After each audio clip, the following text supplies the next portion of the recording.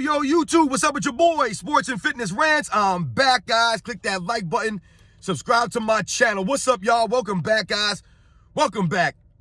Got another great video for you guys today, as usual, guys. Pardon the lighting, guys. It's a little dark out here this morning. But you guys know the deal here, man. On this channel, we're here to celebrate Michael Jordan. We're here to celebrate the 80s and the 90s, right? We're here to put some respect on this man and his era.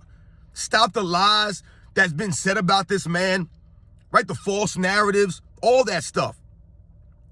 And I want to thank you guys, as usual, man, for all the love, for subscribing to my channel, for liking my videos, for watching the videos, for the feedback, the interaction, all across the world, man. All you guys, man, I really appreciate it, and much respect to all of you guys for showing me the respect, right? Real recognize real. And in this video, we're going to speak about how Michael Jordan was a big brother, right? He was the big brother for Scottie Pippen, for Horace Grant, for B.J. Armstrong, for these guys. Michael Jordan saw himself as the big brother, as the enforcer, right? We're going to talk about in this video. And you guys know what to do, man. Turn that volume all the way up. Hit that play button, right? Just listen to my voice, guys. You don't have to watch the video. Just listen to my voice, right? So go do whatever you got to do, right? Go get ready for work. Go get ready for school. Get your kids up. Go get your breakfast together, right? Let it play in the background. And let's roll. So, yes, guys, I've done a video on this, I don't know, a couple months back about how Michael Jordan was the big brother. He was the enforcer on the Chicago Bulls. That's right, guys. Michael Jordan, the enforcer. Michael Jordan, the big brother. He was that. He was both of those. Now, when we think about the word enforcer, right? We think about enforcers in NBA history. We think about the 80s and 90s. I'm not saying that Michael Jordan was the enforcer in the aspect that he was giving hard fouls on guys, right? Or that he was the kind of guy that was going to punish people, right? That's usually what an enforcer was, right? The kind of guy that would give hard fouls, right? Those kinds of things. Michael Jordan wasn't the enforcer in that sense. When I talk about Michael Jordan was a big brother, he was the enforcer to guys like Scottie, Pippen, Horace Grant, B.J. Armstrong. And Michael Jordan viewed himself as the big brother on the Chicago Bulls. He viewed himself as the elder statesman on the Bulls. And why is that? Well, I've told you guys also in the past that if you look at Michael Jordan's career, if you look at that first roster he played with, right, the 1984-85 Chicago Bulls team, Michael Jordan is the only player from that roster to ever win a championship, right? He was the only player from that first-year roster to last long enough on the Bulls to win any of the Chicago Bulls championships, right? No one else on that first team that he came in playing with lasted. Nobody, not one player, guys. They all were gone eventually before winning a championship with the Bulls. So, by that meaning, Michael Jordan was the only player from his rookie roster. So the next season when someone like a John Paxson came along, right? Years down the road when someone like a Charles Oakley would come along, right? And then much later when you guys have like Scottie Pippen, Horace Grant, B.J. Armstrong, right? The Bill Cartwrights. These guys would come years down the road. Michael Jordan was there from the start. He was there from ground floor, from ground zero, right? From day one. He was there. He's the only one. That's why he considered himself a big brother, right, to these guys. When I talk about Michael Jordan being a big brother to Scottie Pippen, right, we must realize and understand when Scottie Pippen talks now about Michael Jordan wasn't that great of a player or that, you know, he was important to the Chicago Bulls, which we all recognized. He never mentions how Michael Jordan helped his mental development, right, the mind. Because this was the problem with Scottie Pippen, guys.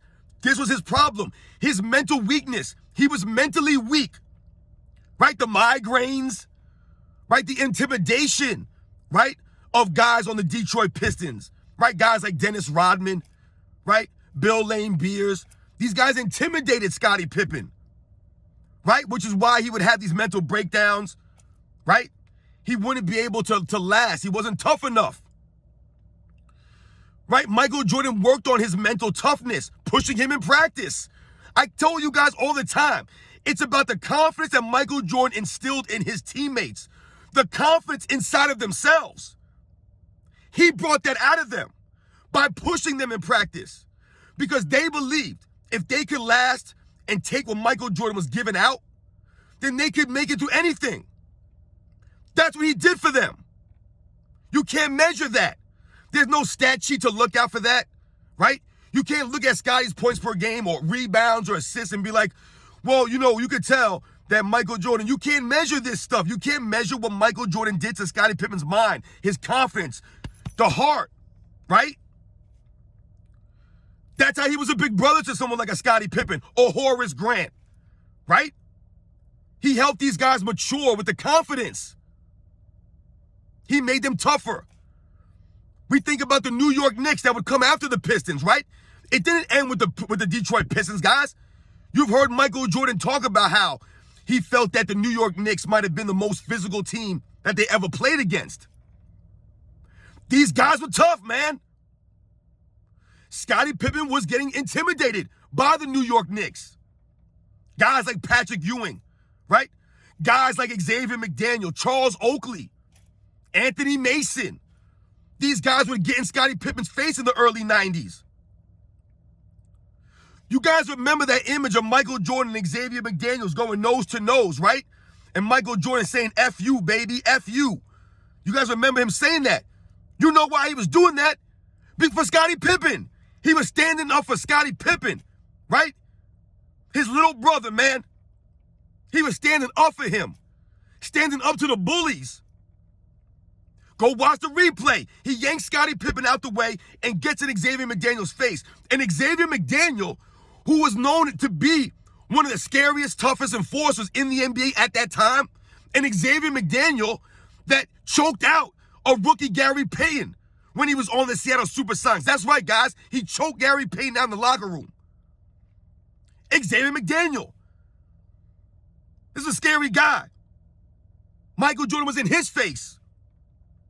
Right in that 1992 Eastern Conference semifinals matchup with the New York Knicks. That went 7 games. All of these things that we must think about, guys, as it pertains to Michael Jordan standing up for guys like Scottie Pippen and Horace Grant, right? The development of these guys, right? Michael Jordan was a big brother to a B.J. Armstrong. He was the elder statesman on the Chicago Bulls, even though you had guys like a Bill Cartwright or John Paxson or Craig Hodges, these veterans. Michael Jordan was the elder statesman on the Bulls. He was there from the start, from day one. Nobody else was. He had to go through that first season, those growing pains with that clown circus that he played with. Jordan had to do that. When I talk about Michael Jordan was the enforcer for the Chicago Bulls, think about it for a second here, guys. Who was the enforcer for the Chicago Bulls? Who was the enforcer? Never played with one. Horace Grant wasn't an enforcer. We know Scottie Pippen was never an enforcer. Bill Cartwright, was he an enforcer? No. Craig Hodges, Cliff Livingston, Scott Williams, Stacey King. Were any of these guys enforcers? Were any of these guys like a Charles Oakley or Rick Mahorn or Bill Laimbeer? A Robert Parrish? No. Michael Jordan was the enforcer, right? Michael Jordan was the guy who stood up to the other enforcers, like an Xavier McDaniel. Michael Jordan was the guy who went nose to nose, chest to chest with these guys, with the bullies, right? The Dennis Rodmans of the world, right? The Mark Aguirres, right? The Bill Laimbeers. These are the guys that Michael Jordan was stepping up to during those early 90s, those late 80s years, right? When guys like Scottie Pippen, they weren't there still. Guys like Horace Grant. How many times have you seen Michael Jordan picking up Horace Grant off the deck, right? Picking up Scottie Pippen off the deck. I remember a quote from Horace Grant, and he said he was talking about that 92 series. Oh, no, excuse me. He was talking about the 91 series against the Detroit Pistons, right? When they finally were able to get over the hump. And I think it was like game 1 or something like that. And the Pistons were trying to attack this from the start again, right? They were trying to intimidate the Bulls, right? To make them mentally shrink. and they had knocked Horace Grant down, and Horace Grant was hurt. You could tell he was hurt. And Michael Jordan immediately ran over there. He picked up Horace Grant up, and he said to him, don't let these guys see you hurt, man. Don't let them know that they hurt you or that you're in pain or that anything's bothering you. That's what he told Horace Grant. And if you guys watch the replay of that, you'll immediately see that Horace Grant's demeanor changed immediately after he got up and Michael Jordan said that to him. Right? You might be in pain. You might be hurt. But don't let these guys see it. Because that's what bullies feed off of. That's what the Detroit Pistons fed off of. Guys like Scottie Pippen mentally breaking down, right? And leaving Michael Jordan out there by himself in an Eastern Conference Finals in 1989 Game 6, right? After Bill Laimbeer elbowed him in the head, right? They were relying on Scottie Pippen folding up in the 1990 Eastern Conference Finals Game 7, right? They were relying on guys like Horace Grant folding up and guys like John Paxson, these guys not performing up to level. That's why they said we weren't worried about anybody else. We focused on Michael Jordan, the Jordan rules. It wasn't the Bulls rules.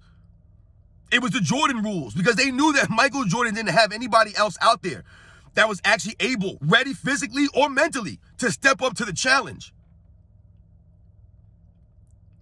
Michael Jordan being the big brother, the leader, the enforcer for the Bulls all those years. You can't really go in NBA history, guys, and say that the best player on a team, the superstar player on a team, was also the enforcer, right? The guy that would stand up to the bullies. Back in them days, teams had an enforcer. It wasn't necessarily the greatest player on their team. Was Larry Bird the enforcer on the Celtics? No, it was Robert Parrish. Was Magic Johnson an enforcer? No. It would have been more likely someone like a Kareem Abdul-Jabbar. Maybe a Michael Cooper. Not Magic Johnson, though. Right? We think about Isaiah Thomas, right, and his team. Now, Isaiah Thomas was a mentally tough guy. He was gritty, right? He was tough. He was from the streets. But look at the guys he played with. Guys like Bill Laimbeer and James Edwards, Dennis Rodman, Mark Aguirre, Rick Mahorns. These guys were tough, man. They were the enforcers. They had a whole team of enforcers. We think about the Knicks.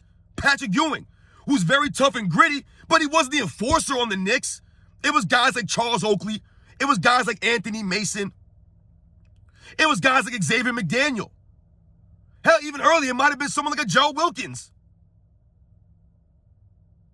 These were the guys. How many guards you guys know in NBA history that are quote-unquote enforcers? Like I said, I'm not talking about guys that are throwing out dirty shots, elbows, and things like that, right? Hard fouling guys. I'm talking about the guy who was the leader of the team, the guy that stood up to the bullies on the team, on the other teams. Michael Jordan was that guy. For guys like Scottie Pippen, like I said, guys like Horace Grant, right? All these guys, the Scott Williams, the Stacey Kings, the Cliff Livingstons, the Craig Hodges. Michael Jordan was the elder statesman. That's why he felt such a responsibility to push these guys, to be the leader, to lead by example. He was there from the start, guys. Go through the history, guys, of the Chicago Bulls, right? Go through it. 87, 88, 89, 90, 91, 92. Go through those years, guys, and you'll see all the video proof of Michael Jordan standing up to the other bullies. Michael Jordan picking these guys up off the deck. Michael Jordan giving them the confidence, telling them not to back down. I got your back, man. Think about what that does for your confidence as a teammate of Michael Jordan, knowing that this man has your back. No matter what, he's going to be right there for you. That's a leader. So shout out to Michael Jordan. Shout out to the 80s and the 90s, all the enforcers, all the quote-unquote tough guys, all the guys back in that era, right? Michael Jordan, the bullies. Michael Jordan stood up to these guys. He never backed down. And he wouldn't allow his teammates to be pushed around the court. He built up their confidence, their mental toughness, which is why the Bulls were able to do what they did. It wasn't just about the physical gifts. It wasn't about just the skills. It wasn't just about these guys were just better or anything like that. They were mentally prepared. I'll catch you guys on the next one.